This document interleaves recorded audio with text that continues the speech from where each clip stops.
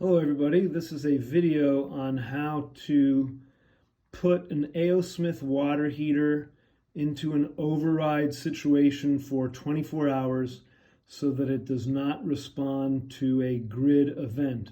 You can see that right now there's a light that says grid enabled.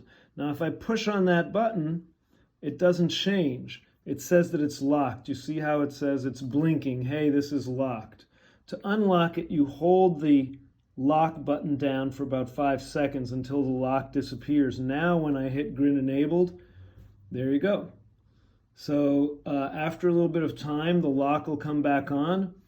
If you come down and decide that you want to put it back on grid enabled, you can unlock it and hit that grid enabled button again, or after 24 hours, it'll automatically come back online.